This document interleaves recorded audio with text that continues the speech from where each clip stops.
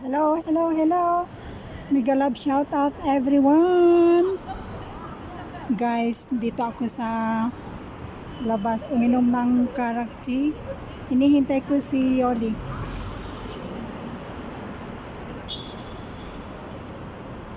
Iinom kami ng karakti hanggang ngayon wala pa. So, hinihintay ko siya.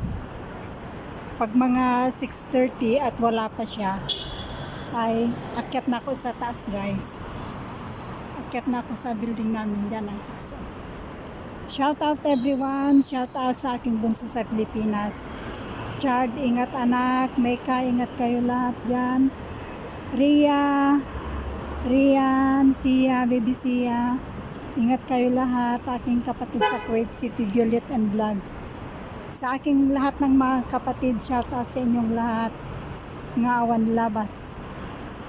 Shout out all of you guys, especially to those always supporting my silent live. Sorry, sometimes I cannot respond because I'm so busy.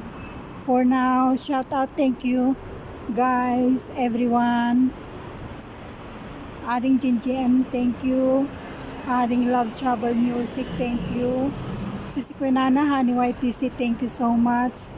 Dito ako sa labas, hinihintay ko yung friend ko kasi iinom kami ng karakti.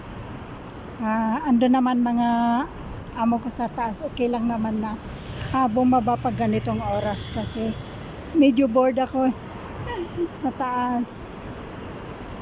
Asmar Whispering Waves, Dongye Vlog, Edgar Sky Official, Leah Bitatino, Leah DeSantis Sisikoy, thank you. Toldots Guarin, thank you. Si Kuya Lauren Director. Elsa Yote, Sisikoy, shout out. Kabsat and Onyo. Sa lahat ng sumusuporta sa aking silent live, thank you to all of you guys. Ding Simple Living. Ang dami kong hindi maalala pag nasa labas na ako, guys. But again, I want to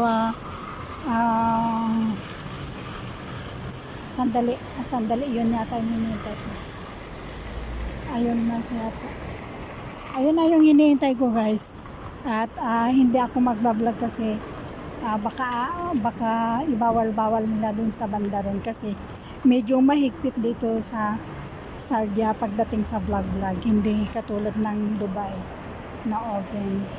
Thank you guys for supporting me. To those always watching my supporting my silent live, thank you so much kasi andun na yung hinihintay ko. Thank you. This is Rose Donelo vlog all the way from Sardia, United Arab Emirates. Please don't forget to subscribe me. Andyan na ako. Thank you guys. Andyan na yung hinihintay ko, guys. Ayan o. Yan ang building namin. Doon kami inom ng karakti doon sa may cafeteria. Thank you guys.